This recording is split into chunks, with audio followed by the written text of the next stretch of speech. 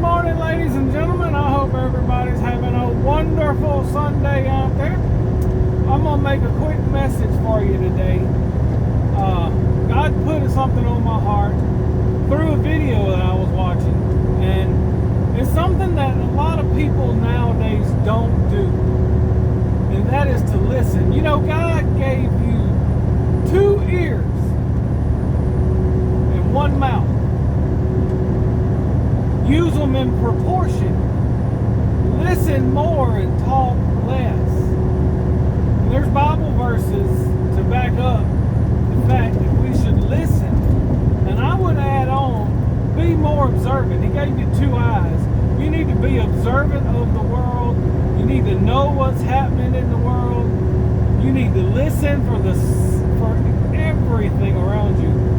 Listen for God talking to you, for His mission for your life, for His path that He chose for you. If you are quiet and if you are able to, you can hear Him. Just listen. When you're in conversations with people, don't talk over them. Don't try to talk through them. Acknowledge what they're saying and listen. You may learn something. And there's an old adage, until you open your mouth, people think you're smart. Sometimes when people open their mouth, they let the truth out. If you don't know a topic, it's best to be quiet about that topic. If you don't understand something fully, ask and listen. Don't ask and say, oh, I know, oh, I know, oh, I know. As there's a lot of children that have that problem when you're trying to give them direction. They are always telling you, oh, I know, I know, I know. The whole time they don't know. They just want you to shut up. Most children have to learn on their own, the hard way. It would be easier if we could learn through teaching and verbal communication on a lot of things. But, you know, like matters of the heart, if they could take advisement from those that have been down those roads and felt those heartbreaks. But in the human condition, most people have to go down those roads themselves and learn those lessons. They don't listen to the older and wiser generation because I don't know if it'd be as fun. I don't know why, but it's the nature of the monster, I'm telling you. All right, let's follow it up with some Bible verses. All right, here we go. James 1:19. Wherefore, my beloved brethren, let every man be swift to hear, and slow to speak, and slow to wrath. Proverbs 19:20. Hear counsel and receive instruction, that thou mayest be wise in thy latter end. Matthew 11:15. He that hath ears to hear, let him hear. Just pay attention and listen. You might learn something. You might even hear the voice of God talking to you and letting you know what is right and wrong. You know, I've heard countless people say, oh, I just wish Jesus would come down there and sit down, have a cup of coffee with me and tell me exactly what He wants me to do. Well, guess what? He is. He's there with you all the time. He talks to you and He tries to guide you. The problem is, just like most children, we're not listening. We're too busy with this life, with our social media, with our jobs, with our kids, with our families, that we don't take time to get in a quiet place and listen for God to talk to us. Some of my best times and clearest times are in the morning after I've had a good night's sleep, which rarely happens nowadays. But some of those are the best times whenever I can get a quiet moment and get alone with the Lord and kind of feel and listen to His presence as to what I need to do that day or what future plans I need to make and so forth and so on. You know, over the last 2 or 3 years, I have been so focused on other things that I have missed some guidance from the Lord. That's right, I've missed it. I've actually gave this guidance to other friends of mine, and they ignored it.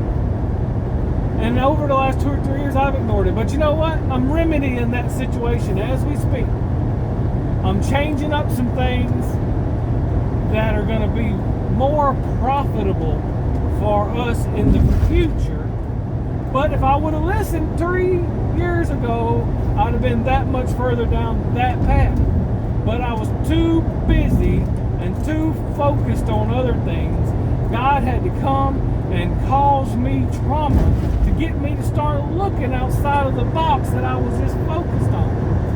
And He will do that from time to time. But now I'm putting those wheels in motion, and I'm headed in that direction. So I'm hoping and praying that God will call the dogs off, things will get a little bit better, because I'm hoping and praying that this will make Him happy, that I'm going down the path that He's directing me. I just wish that I would have listened 2 or 3 years ago, because this new path is way, way more profitable and way, way less overhead. And I know I'm capable of it, because I know my skill set, I know where I've been, I know everything that goes into this new endeavor, and I'll release that later on, but it's not time yet. But y'all, you got 2 ears and 1 mouth. Use them in proportion. Listen more and talk less. Your friends will appreciate it. I know people that it's all about them. You pick it up and they don't ask you one single question about how you are, how your family is. It's all about them. Them and their life and their problems. They just want you to listen. They don't want you to talk. They don't want your advice. They just want you to be a sounding board. And hey, I'm okay with that. I'm good with that. But it helps to understand that about those people to start the conversation off. But this message goes to those people. I want you to start listening more. Have a little more empathy. Maybe ask the other person, how are you doing today? What's going on in your life? Is there anything I can do to help your day be better? It does make a difference in your relationships if you go back and forth and not just be a one-way, all about me.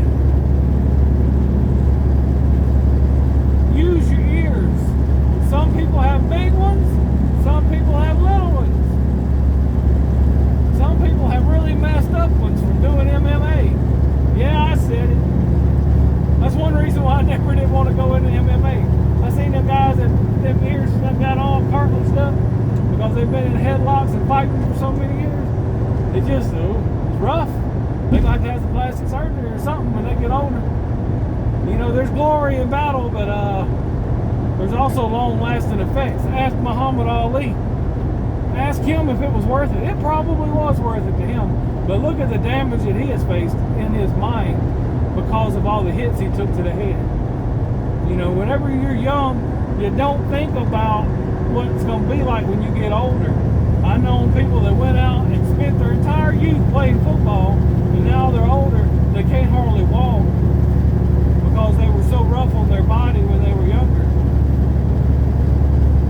I was rough on my body in other ways, and I was just stupid with the things I did. But I learned, and I've tried to do better forward. And hopefully more people will listen and change their ways earlier in life so that their bodies will be healthier and their lives will be better in the later parts of their life. Or midlife. Some people say I'm midlife.